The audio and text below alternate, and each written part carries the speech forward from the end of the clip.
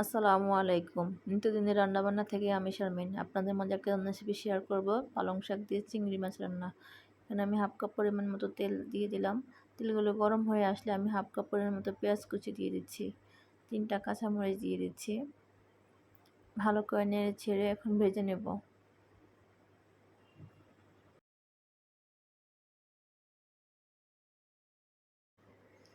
Half চা চামচ রসুন বাটা,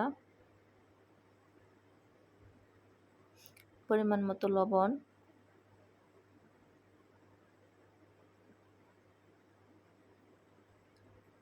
ভালো করে নেড়ে ছেড়ে ভেজে নিচ্ছি।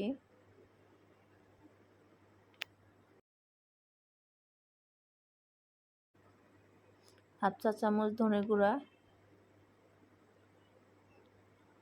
হাফ চা চামচ হলুদ গুঁড়া, হাফ চা চামচ জিরার গুঁড়া, হাফ চা চামচ মরিচের গুঁড়া।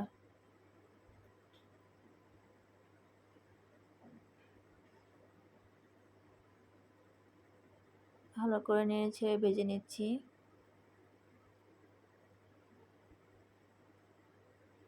সামান্য পরিমাণে একটু পানি দিয়ে দিলাম। ভালো করে কষিয়ে নেব। যখন তেলগুলো উঠে আসবে তখন আমি চিংড়ি মাছগুলো দিয়ে দেব। তেলগুলো উঠে আসছে, আমি চিংড়ি মাছগুলো দিয়ে দিচ্ছি।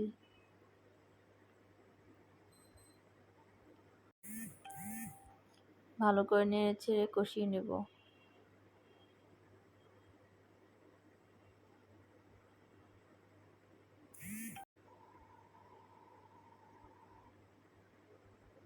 কষিয়ে নেওয়া হয়ে গেছে, এখানে আমি শাকগুলো দিয়ে দিচ্ছি।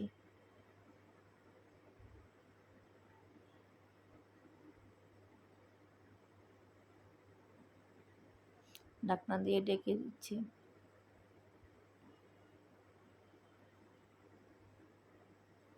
ঢাকনা তুলে এখন শাকগুলো নেড়ে ছেড়ে দিচ্ছি।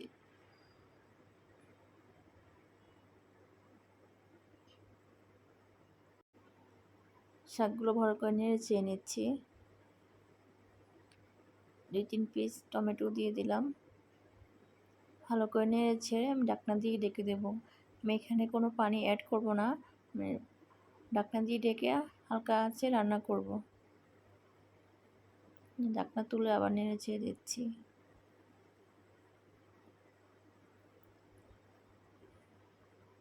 আমার রান্না হয়ে গেছে। কেমন হয়েছে রান্নাটা প্লিজ জানাবেন সবাই। আর প্রতিনিয়ত নতুন রান্নার রেসিপি পেতে আমার চ্যানেলটিকে সাবস্ক্রাইব করবেন, আমার পাশেই থাকবেন, লাইক কমেন্ট শেয়ার করবেন। সবাই ভালো থাকবেন। আল্লাহ হাফেজ।